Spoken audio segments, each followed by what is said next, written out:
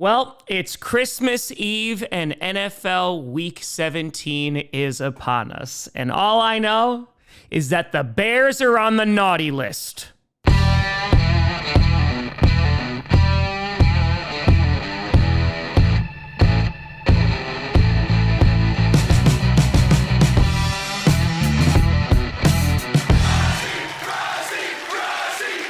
Grossi Posse Packer Nation. Welcome to an episode of Packcast, a podcast where you don't have to be a Packers fan.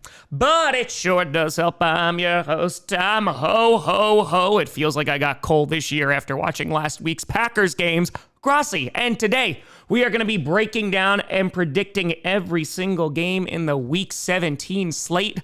Last week, I went a respectable 11-5. Here are the games that I got right. Here's the ones I got wrong, which brings me to a season record of 160-79, putting me squarely in 867th place in the Pick'em League. And there's at least a few people who are doing a lot better than I am, but the number one leader in the Pick'em League is Brock Purdy is top 100. With a 172-67 record on the season. A huge shout out to you. Brock Purdy was looking like a top 10 QB this past Monday night. Let's see how the 49ers do as they get closer and closer to the postseason. And for now, it's time to predict.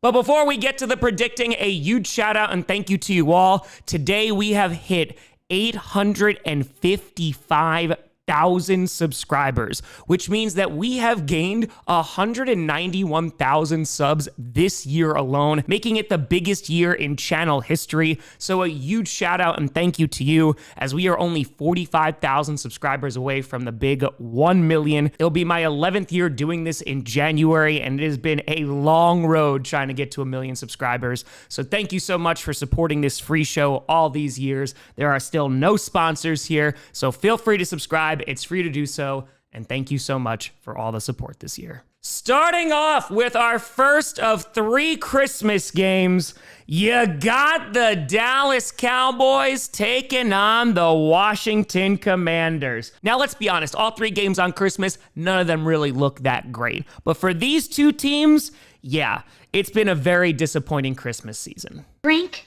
your Ovaltine. Ovaltine? A crummy commercial? Son of a bitch. The Cowboys losing their most recent game against the LA Chargers. They were eliminated from the playoffs after the Eagles beat the Commanders this past Saturday. And the Cowboys, yeah, it was rough. George Pickens had himself a really nice day, but that defense, they were unable to get a single sack against Justin Herbert, which is the first time that's happened all season for the Chargers. So that's how you know it's bad. There is some good news and optimism for Cowboys fans, though, because it does seem like if they're able to have a really good draft, the Cowboys could be contenders next year. And it really just feels like their defense was the thing that let them down all season. Their offense is capable of putting up points. Dak Prescott had a really solid season. George Pickens being the number 2 wide receiver. That seems to have paid off. I'm sure he's going to get a mega contract this coming off season. But yeah, they were just not able to play complementary football. Overshown coming back was a nice addition, but they really need to generate a pass rush. And that secondary, still very, very questionable. They're going to be taking on the Washington Commanders, who, yeah, they're not having a great year either. After going to the NFC Championship game against the Eagles last year, they just lost to the Philadelphia Eagles, and their playoff hopes have been shot for quite some time. Marcus Mariota got banged up this past Saturday, so Josh Johnson had to come in. Dan Quinn announced this afternoon that Mariota was ruled out, so Josh Johnson will be starting on Thursday. But yeah, it's been a really disappointing season. Whether it's all the injuries, whether it's their defense not playing well, the Commanders have an interesting offseason ahead of them. And while I do still believe in Jaden Daniels, I think you just got to get some more support for him on that squad. And so taking a look at this game being played in DC, I probably am going to go with the Cowboys here. Again, neither defense is really convincing. However, I think the Cowboys offense should be able to put up plenty of points, whether it's on the ground with Javonte Williams or Dak Prescott throwing it through the air to CeeDee Lamb and George Pickens. I think they should be able to put up enough points to get the victory on Christmas. And so, while it definitely will be a hollow victory, at least Cowboys fans can hang their head at least a little bit higher and have a decent Christmas. And for Commanders fans, at least Dan Snyder isn't there anymore. Then you got an NFC North showdown between the Detroit Lions and the Minnesota Vikings. The Lions, oh boy, what a game this past Sunday against the Pittsburgh Steelers and their old nemesis, Aaron Rodgers. That game came down to the wire, in which Amon-Ra St. Brown got called for offensive pass interference. This was after the lateral being thrown to Jared Goff, who's making a diving attempt into the end zone,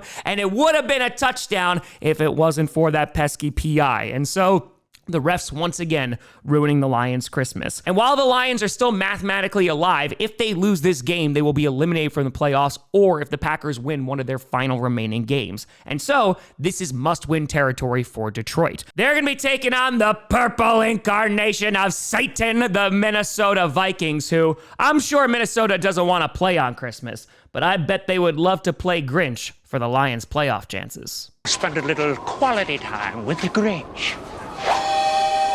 I guess I could use a little social interaction. The Vikings coming away with a win against the Giants this past Sunday, but unfortunately, J.J. McCarthy injured his hand, and he will not be playing this Thursday. Instead, we're going to see Max Brosmer playing, and while he did look better in his limited time against the Giants than the last time we saw him on the field, yeah, it doesn't really inspire a whole lot of confidence. Now, of course, the last time these two teams played, the Vikings were able to get a win over the Lions. He's definitely utilizing their run game. And speaking of run game, good God, the Lions' run game looked atrocious against the Pittsburgh Steelers. And it feels like the Vikings' defense is really starting to come into its own and is really starting to have a late season bloom. So it's actually going to be an interesting game, though I would have liked to see J.J. McCarthy, aka 9, out there. And so taking a look at this game, like I said, it is do or die for the Lions. I don't think they're going to have less than 20 rushing yards this game. And so because of that, I do think the Lions should be able to put up enough points to win this game, keeping their slim playoff hopes alive. That is until Saturday at least. But if the Vikings are able to win, they will put the Packers in the playoffs. And I also will be wearing a Vikings jersey on Christmas because of a lost bet. So that means I'll be rooting for Satan on Christmas. Uh-oh. Following that, you got an AFC West matchup between the Denver Broncos and the Kansas City Chiefs. The Broncos suffering their first loss after their 11-win streak, and it was the Jacksonville Jaguars who put belt to ass this past Sunday. And for the Broncos, this had to happen at some point. And as I mentioned in Power Rankings, my main concern with Denver is just how their defense the last few weeks, it has not looked as great as it did earlier this season. It kind of started with the Commanders game, and every game since then, they just look a little bit more vulnerable than they previously had. Trevor Lawrence had a really good game against that secondary. Again, no turnovers whatsoever for him. But the good news is for Denver, it seems like there's a bit of balance going on with their offense. Their run game has been finding its legs. Bo Nix has thrown over 300 yards back-to-back games. And so there is some stuff to be optimistic about. On top of that, they still hold on to the number 1 seed in the AFC West, and their only real threat is the Chargers, because they're going to be taking on the Kansas City Chiefs, who were already eliminated and now have to play their third-string QB on primetime on Christmas. Well, happy birthday, Jesus. Sorry your party's so lame.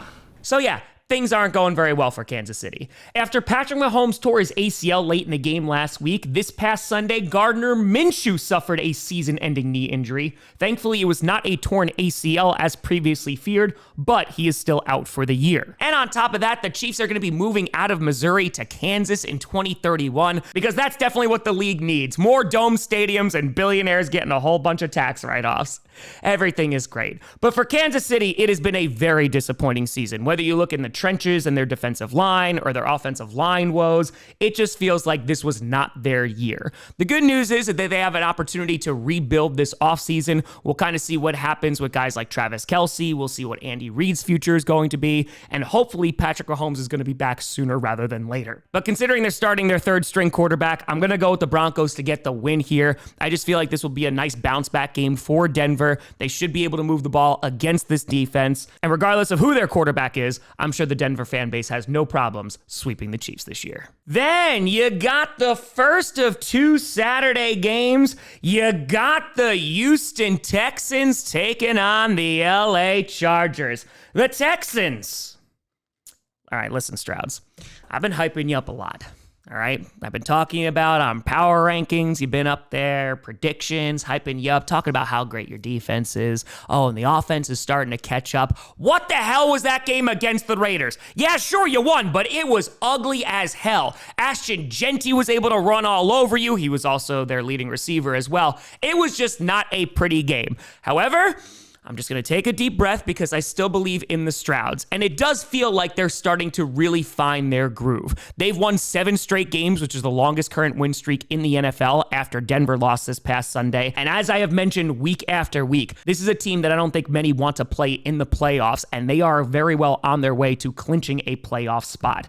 A win over the Chargers this week would catapult them not only up the power rankings, but will put them in a good position to even compete for the division, as the Jaguars currently lead the AFC South. So they're going to be taking on the Chargers, who, as I mentioned, didn't allow a single sack in the game against the Cowboys, and they finally have some confidence in their O-line. But now, they got to play the Texans defense. I said I'm not afraid anymore! Do you hear me? I'm not afraid anymore!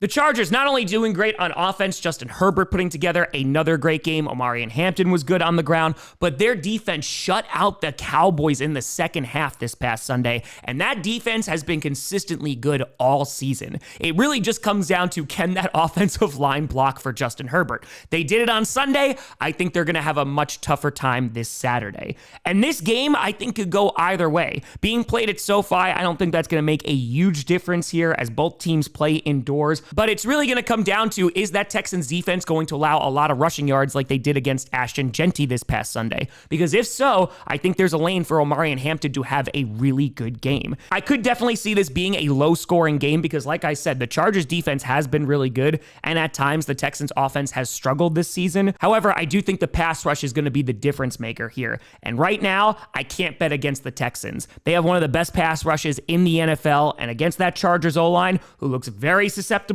yeah, I think the Texans should be able to pull off a very close win. Again, the Chargers have been super duper gritty. Their last loss was against the Jaguars, who are currently looking like one of the best teams in the AFC. So I definitely am not counting them out, but I just think defense is going to win the day. So I'm going to go with the Strouds to get a big time win and get one step closer to the postseason. Then on Saturday night prime time, you got the Baltimore Ravens taking on the Green Bay mother-loving Packers. Both these teams. Yeah, it's okay, Ravens fans. This is a safe space for teams that collapsed in the fourth quarter. It was a pretty bad Week 16 for both these squads, as both of them choked the lead away in prime time in the fourth quarter. Both these teams had both their starting quarterbacks injured. Yeah, God, are the Ravens and the Packers the same? No. I don't want that to be the case. The Ravens losing to the New England Patriots this past Sunday, for whatever reason, stopped giving Derrick Henry the ball, and all that chatter about Harbaugh is starting to get louder and louder. And my question is going to be, is that coming mostly from the fan base, or does the front office start to feel the same way? Because we know the Ravens and the Steelers are both franchises that are rarely going to move away from their established head coaches. But for the Ravens, this has been a very disappointing season, and they've just never been able to play complementary football, because whether their defense is doing really good at the end of this season, or their offense was starting to do well at the beginning of this season, they never were able to get in sync. And so because of that, you've had these lopsided performances where one side of the ball is playing really well and the other is usually losing them the game. Lamar Jackson, the last time I checked in, he did not participate in walkthroughs. We'll see how he looks in practice for the remainder of the week. They're going to be taking on the Green Bay mother-loving Packers, who, good God, yeah, they choked away a 10-point lead with 5 minutes left to go in that game. And it was basically the Temu 2015 NFC Championship game, which I was really not looking forward to seeing again, but that's neither here nor there. And so now the Packers have a bunch of QB injuries, as Jordan Love was limited in practice and Malik Willis should be good to go, but he has a shoulder injury. And so not only are they having to deal with all these QB injuries, but now they still have to find a way to get after the opposing quarterback without Micah Parsons.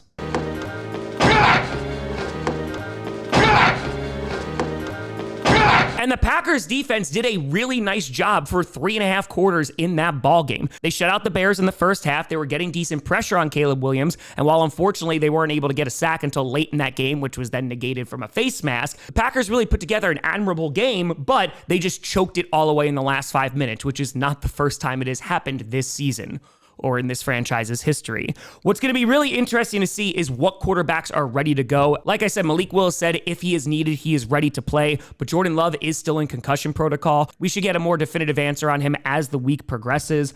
But as of right now, being played at Lambeau, which this could be the final game at Lambeau for the rest of the season, because if the Packers get the 7 seed, they will be on the road. And also for the Packers, it is win and in. And for the Ravens, they are fighting for their playoff lives. So this game on Saturday has a lot at stake. Unless the Lions wind up losing, then the Packers are already in the postseason. But here, regardless of who our quarterback is, especially if Lamar Jackson does not play with that back injury, I like the Packers here. They are going to have to deal with a mobile quarterback regardless of who's playing, whether it's Snoop Huntley or it's Lamar Jackson. But as long as the Packers can stop the run, I do think they should be able to win this football game. I am a little bit worried about that Ravens defense if they're able to stop our run game, but the Packers nearly had 200 yards of rushing this past Saturday. If they're able to replicate that success, I like their chances. And so because of that, I'm going with the Green Bay mother-loving Packers, but I know both fan bases are going to be holding their breath the entire fourth quarter.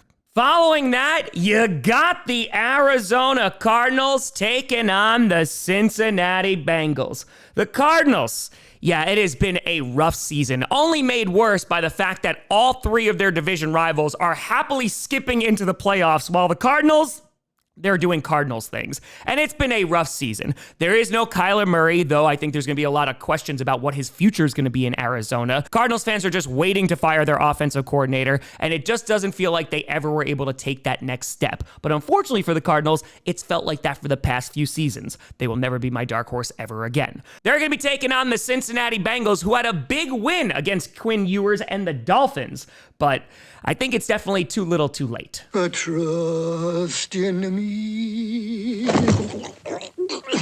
No, I can't be bothered with that. I have no time for that sort of nonsense. The Bengals, after being shut out the previous week, they were able to put up over 40 points. Joe Burrow had himself a really nice game. Chase Brown was dominant on the ground, and it looked like what the Cincinnati Bengals offense should have looked like all season. And I know we're going to be playing the what-if game all year for Cincinnati, but it really just feels like a missed opportunity. Of course, Joe Burrow getting hurt definitely derailed a whole lot of things, but there was a long stretch of this year where the Cincinnati Bengals defense was the worst in football. And while they've gotten a little bit better, things are definitely not great. And taking a look at this game being played in Cincinnati in the cold, I do have the Bengals getting the win here. I just think their offense could put up more points than the Cardinals offense can at the moment. And Jacoby Brissett, listen, it's been a valiant effort, but all things must come to an end. And for Cardinals fans, this season can't end soon enough. Then, one of the most intriguing games of the week, you got the Seattle Seahawks taking on the Carolina Panthers. The Seahawks, good God, man, what a comeback. Down 16 in the fourth quarter, Sam Darnold has thrown 2 interceptions. They can't get the run game going, and then they rally back. Their defense plays incredibly well. The Rams go 3 and out. They get 3 2-point conversions, including the last one in overtime, and I have to imagine this is how Seahawks fans have felt all season. Oh my God, you just made Nola!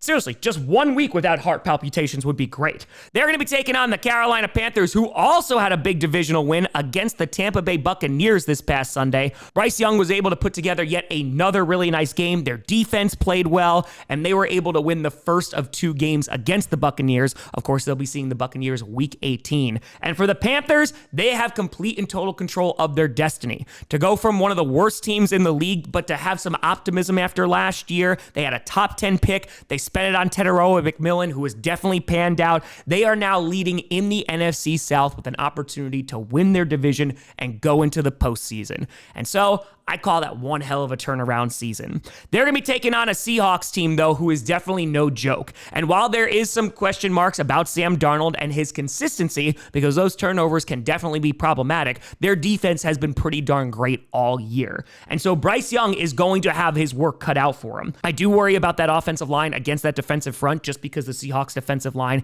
is one of the best in football. And so if they're able to generate pressure, that could be a big old problem. Though, if the Panthers defense is able to stand strong, maybe Sam Darnold is going to struggle against them. And considering how much money has been poured into that Carolina secondary, who knows? Maybe they can come away with an interception or two. And in addition, the Panthers have shown this season that they can be very resilient against top NFC teams, whether it's beating the Packers or beating the Rams. I definitely think the Panthers could get it done.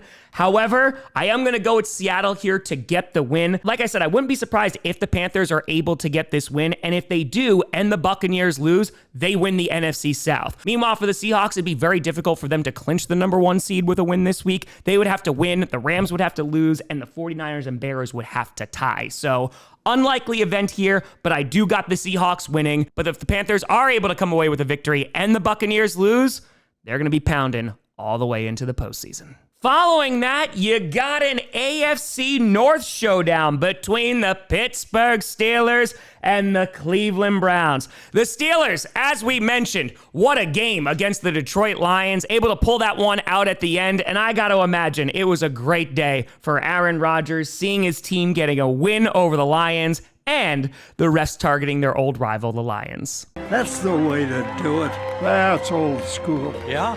No school like the old school. Just like the good old days. But the Steelers were really good on the ground. Jaylen Warren had a nice day. Kenneth Gainwell with a sensational grab that wound up being a touchdown, which is one of the craziest plays I have seen all season. And the Steelers' run defense was really impressive this past Sunday. And while Jared Goff was able to put together a pretty solid performance, yeah, they were a very one-dimensional team. They're going to be taking on the Cleveland Browns, who put up a good fight against the Buffalo Bills. That game was definitely not a blowout. And while Myles Garrett still has not gotten the sack record, he is only 1 sack away from doing so, so it is getting closer and closer. And while it has been a very disappointing season for Cleveland, Shedeur Sanders has looked decent at times, and I'm very curious to see what they're going to do at the QB position in this offseason. But for the Steelers, it doesn't get any more clearer than this. They win, then they're in. However, their playoff hopes may have already been decided by the time they kick off on Sunday, because if the Ravens lose on Saturday, the Steelers will clinch the AFC North. So this game may be for nothing but seeding. And taking a look at this game, it is the AFC North. It is in Cleveland, so you never know. But with Judkins being injured, I am worried about that Cleveland run game. And on top of that, if their defense is able to get after Shedeur Sanders, we'll see if TJ Watt is going to play this week. I like the Steelers to get the win. The Browns defense doesn't look as elite as it was at the start of the season. So because of that, I'm going with Pittsburgh to get yet another win. And you know what that means. Steelers got a Super Bowl. Then, and I'm not joking, one of the best games I think that could be played this week, you got the New Orleans Saints taking on the Tennessee Titans. Now, I know what you're thinking, Tom, how is the Saints-Titans game going to be good? They're both eliminated from the playoffs. They both have had rough seasons. But the way that both these squads have been playing near the end of the year is starting to give me some optimism for both these franchises. The transmission we received, what is it they've sent us? Hope. But just like that CGI, they are still both terrible. But the Saints, they got some room for optimism as Tyler Shuck, he is taken over in New Orleans. They have now won 5 games, which is a lot more than I thought they were going to win at the beginning of this year. But Shuck has come in and he has played some really good football, and he is a lot of fun to watch. Whether it's his connection with Olave, which you saw on display on Sunday as he had 2 touchdowns, or his mobility, Tyler Shuck has breathed new life into this New Orleans Saints team. They're going to be taking on the Tennessee Titans, who were able to get a win of their own as they dominated the Kansas City Chiefs this past Sunday. And I know what you might be thinking. It's against the Chiefs' third-string quarterback. There's not a lot of room for optimism here. However, the Titans, there is definitely some room for hope here. Cam Ward, I love watching Cam Ward. He has been kind of just the Polaris, the North Star of that Titans offense when it has looked at its absolute worst. Whether it's their garbage O-line or their lack of running game, Cam Ward has consistently shown flashes all season. And then, these past 3 weeks, they've had a run game. Tony Pollard has over 100 rushing yards the past 3 weeks. And so, yeah, I'm a little excited about the Titans. If they're able to hire the right head coach, cough, cough, Mike McCarthy, I really think this offseason could be something. On top of that, they have some money to spend, and who knows? I'm not saying that they're contenders, but you get Cam Ward some better protection, get him some receivers, and who knows? Maybe the Titans will be a much improved team next season. And so while the future is looking bright for both these squads, I am torn on who is going to win this football game. I've kind of gone back and forth. As I mentioned, Tyler Shuck has looked really good. Cam Ward has looked really good. And I think this could just come down to the defense. And with that, I believe in Big Jeff. Also being played in Nashville, I think that might give an advantage to the Titans. So because of that, I'm going to go with Tennessee to get a big-time win here. And look, it could be a bad game on Sunday. I could be completely and totally wrong. But the fact that there's some optimism for both these fan bases, well, there you go. Happy holidays and Merry Christmas. But Titans win. Following that, you got an AFC South matchup between the Jacksonville Jaguars and the Indianapolis Colts. The Jaguars ending the winning streak of the Denver Broncos this past Sunday, going on the road and putting belt to ass. Trevor Lawrence having a sensational day. He has not thrown an interception in a freaking month, and he is putting up incredible numbers. Their run game has been solid. Their defense is playing well. As I mentioned in power rankings, they are the #1 run defense in the NFL right now, and hot damn, that was a really impressive win this past Sunday. They're going to be taking on the Indianapolis Colts, who, yeah, they got beat up pretty damn bad this past Monday night by the 49ers. And now the Colts have lost their 5th straight game, and all that excitement about Phillip Rivers is already gone. Mauricio, I can't move it anymore. And while the Colts are mathematically not eliminated from the postseason, things are looking pretty dire. They had a 98% chance to make the playoffs back in week 8, but things have just fallen apart. And after their defense was able to hold the Seattle Seahawks to just a bunch of field goals, they allowed 48 freaking points on Monday, though one of those was a pick 6. So it has been a roller coaster of a year for Indianapolis, considering that I don't think anybody thought they were going to be good this year. They have this incredible season with Daniel Jones. They start to lose some games near the end with him. He gets hurt. You sign Phillip Rivers. You go get Sauce Gardner. Unfortunately, though, Sauce Gardner's injured. It doesn't look like the defense was anywhere to be found this past Monday night. And now they got to go up against one of the hottest teams in the NFL. And taking a look at this game, the last time that they played, the Jaguars were able to continue their win streak in Jacksonville. I do think the Jaguars should be able to get this win again. The Colts just don't inspire a ton of confidence for me. I don't really believe in their defense, and the Jaguars D is playing great. So because of that, the Glitter Kitties continue to meow and get one step closer to clinching their division. Then you got the Tampa Bay Buccaneers taking on the Miami Dolphins. The Buccaneers. Yeah. It is not pretty. And I know Buccaneers fans have been used to the midseason collapse for the past few seasons, but this one feels particularly bad. And I know that Buccaneers fans are getting real sick of whatever the hell Todd Bowles is cooking. I really dislike this dish, I have to say. The Buccaneers have lost their last 6 out of 7 games, their only win coming against the Arizona Cardinals. And listen, I know that they have been injured. Baker Mayfield's still dealing with some nagging injuries, but it has been rough. Their pass rush doesn't look good. Their offense is not reaching their full potential, and it really feels like that seat is getting real hot for Todd Bowles. They're going to be taking on the Miami Dolphins, which, God, speaking of hot seats, I wonder if Mike McDaniel is truly safe at the end of this season. While the Dolphins went on a nice little winning streak after finally firing Greer, it has been an ugly couple of weeks. The Dolphins getting blown out by the Bengals this past Sunday after the Bengals didn't score a single point the week prior is not a great look. And taking a look at this game between two Floridian teams, the Buccaneers, it's not a must-win game because they still have control of their destiny if they're able to knock off the Carolina Panthers in Week 18. But you'd like to have at least a little bit of momentum heading into that final week. And for the Dolphins, I just feel like there's not a whole lot of momentum left. Tua shut down for the year, and while I love Devin Achane, yeah, I think the Buccaneers, even with all their struggles, are just the better team here. And while the Dolphins defense can definitely play well, I don't know if they're going to be able to do that for 4 full quarters. So because of that, I'm going with Tampa Bay to get a much needed win. And if the Buccaneers somehow lose this game, yeah, I think they're going to be running Todd Bowles out of town. Then you got an AFC East showdown between the New England Patriots and the New Jersey Jets.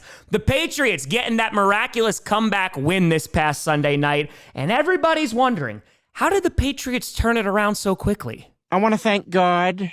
I want to thank the Lord God And I want to thank the devil, too. Drake, May. But the offense of the Patriots, listen, it was struggling at times in that game against the Ravens. Henderson goes down with an injury. Their run defense was allowing Derrick Henry to run all over them as they're missing key pieces on that defensive line. But the Patriots were able to rally. Drake May locked the hell in. And on top of that, the defense got yet another fumble off of Zay Flowers, and they were able to seal that win. And for the Patriots, they still have it all in front of them. They have an opportunity to clinch the AFC East this week with a win and a Buffalo loss, and they have a tough game against the Philadelphia Eagles, so it's very possible it could happen this week. They're going to be taking on the Jets, who it has been an abysmal season, but April's shaping up to be pretty nice. With the Colts losing and the Jets having their first round pick, things could turn around very quickly for the Jets if they have a really good draft this upcoming April. Brady Cook is going to be the quarterback the rest of the way, whose play has been not that great, and they're also going up against a very solid New England Patriots defense,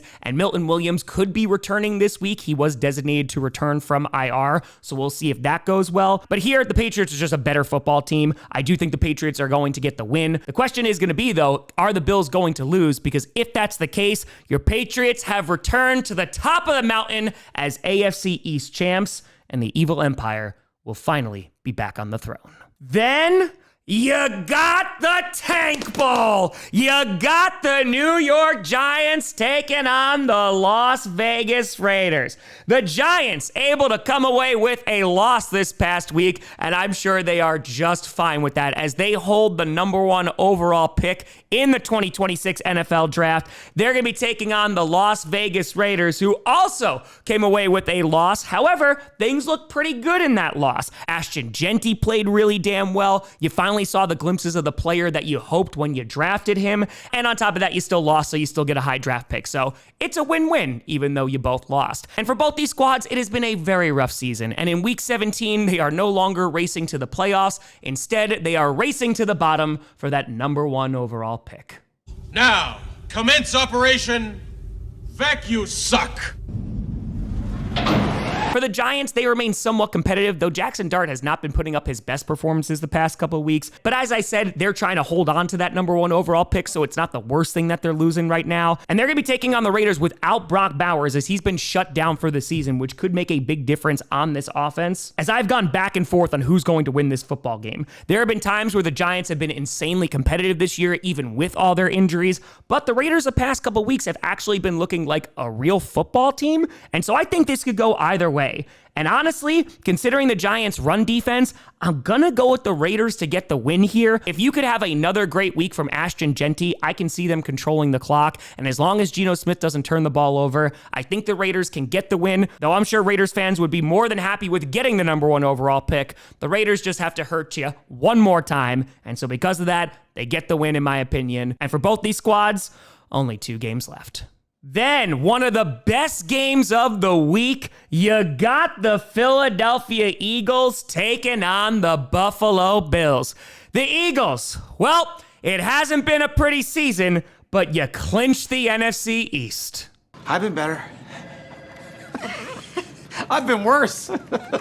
The Eagles getting a big-time win over the Washington Commanders this past Saturday, becoming the first back-to-back NFC East winner in 20 freaking years. So a huge shout-out and congratulations to them. Saquon Barkley ran the ball well. A.J. Brown had a big game. And it's really going to come down to, can they maintain this momentum going into the postseason? Of course, they lost those 3 games. They have now won their last 2, though it's been against some pretty terrible teams. And so we'll see how they look against a good team with a lot of momentum. That is the Buffalo Bills. The Bills, they have been on a tear as of late, and even though it wasn't the best game against the Cleveland Browns, James Cook continued to dominate on the ground. Josh Allen got a little bit banged up in that game, but thankfully he is okay. And now both these teams find themselves in the playoffs. The Bills were able to get into the postseason after the 49ers beat the Colts on Monday night, and the Bills are also trying to be back-to-back division winners. However, they have to win this game, and they gotta hope the Patriots lose one of their next 2. And this game should be really damn good. I was going back and forth nonstop with this. You look at both these run defenses and neither of them are very good, but the Buffalo Bills secondary is actually playing really well, but the Eagles secondary is nothing to slouch at either. It's just going to come down to, I think, who can run the ball more effectively, and James Cook has just been the more consistent running back this season. And while Saquon Barkley did have a really good game on Saturday, after seeing the Bears run all over the Eagles, I know that was a little while ago, but it was 281 freaking yards. If James Cook is able to get things going, I think Buffalo has a shot to win this football game. We'll see how both QBs are going to play because that Eagles pass rush is definitely no joke, and if they're able to put pressure on Allen, he could definitely struggle. We'll see how Jalen Hurts matches up against that Bills secondary, which currently ranks as the second best passing defense, so look at that. We'll also see if the pass rush from the Bills can actually get after Jalen Hurts. But here, I think this is going to be a really exciting game on Sunday afternoon. I got the Bills with a big-time win at home. Their offense just looks really good. And as I mentioned, James Cook, he has been a stud this year, and I think that can continue against that Philadelphia defense. So for the Bills, they get the win, preventing the Patriots from clinching the East this week, and it all comes down to Week 18. Then on Sunday Night Football, you got the Chicago Bears taking on the San Francisco 49ers. The Bears getting that insane comeback victory against the Packers on Saturday night. Their offense looked like poopy caca for basically 3 quarters, but they were able to rally and get a big-time win in overtime after a sensational throw from Caleb Williams to DJ Moore to beat the Green Bay mother-loving Packers. And for the Bears, I feel like there is some optimism, but then there's also like, oh God, I hope we don't see the Packers again in the postseason. Of course, Jordan Love went down in the first half, and so they had to contend with Malik Willis. And as I mentioned, the Bears' run defense did not look great as the Packers nearly had 200 rushing yards on the ground against them. However, at the same time, that Bears defense has been incredibly opportunistic this season, causing a ton of turnovers. That forced fumble against Josh Jacobs inside the 5 completely changed the momentum in the game. And now the Bears have their sights set on the NFC North, but they still got to win one more game to clinch the division. But I want it now! They're going to be taking on the 49ers, who absolutely throttled the Indianapolis Colts on Monday night. And Brock Purdy threw 5 freaking touchdowns. CMC had another great game. And while their defense definitely struggled on the early parts of that game as Phillip Rivers was balling out, they were eventually able to lock in. They got a pick 6, which really kind of clinched the game. And for the 49ers, they have it all in front of them. Shockingly enough, even with all those injuries, if they win these last 2 games, they are the number 1 seed in the NFC, which is insanely wild to think about. And in a very competitive NFC West, this should be a great game. The Bears barely escaping with a win against the Packers, going up against a 49ers team who has a ton of momentum. Yeah, this could come down to the wire. And right now, even though I'm definitely hoping for this, I got the 49ers getting the win. Being played at home, I think this is going to benefit San Francisco as opposed to the cold in Chicago. And while Caleb Williams did play really well in that 4th quarter, that slow start, I don't think you're going to be able to get away with that against San Fran, because if they're able to get the run game going with CMC and Brock Purdy doesn't have any turnovers, it just feels like the 49ers can jump out to an early lead like they did against the Colts. So because of that, I'm going with San Francisco to get the win, and I'm praying as a Packers fan that the Bears lose out, the Packers win out, and we still win the division. And then finally on Monday Night Football, for the final regular season Monday Night Football game, you got the LA Rams taking on the Atlanta Falcons. The Rams, yeah, I imagine they're still going through that Seahawks game script, wondering why they're not the number 1 seed. Why? Why? Oh, that's why.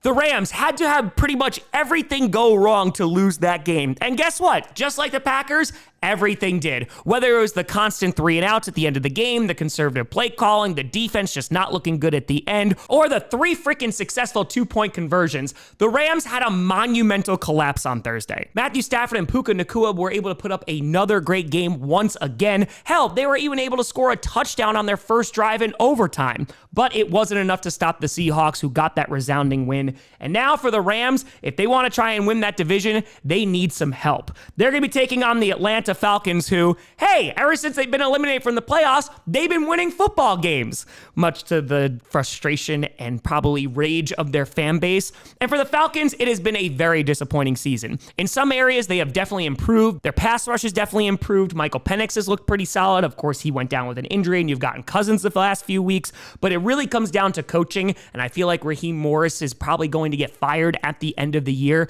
It just feels like they need to get somebody new in there to really take advantage of all the talent they have on that roster, because I do believe the Atlanta Falcons are a talented football team. And taking a look at this game, the Rams just feel like the better team on paper. I'm sure they are livid after losing that game on Thursday, and now with some extra time off, I think that Matthew Stafford's going to come out and he could be electric. It'll be interesting to see if that Falcons pass rush is able to get after Matthew Stafford and potentially disrupt his rhythm, but I do think the Rams should be able to win this game, whether it's through the air or on the ground. And so I got the Rams with the win, and if anything, they can at least commiserate with the Falcons about blown fourth quarter leads. But let me know what you think down in the comments below. Who do you have winning? Who do you have losing this week? And I just wanted to take a moment, folks, for everybody celebrating a very Merry Christmas to you all. I hope you all have an excellent holiday season. Thank you so much for yet another year allowing me to do this and all of the support.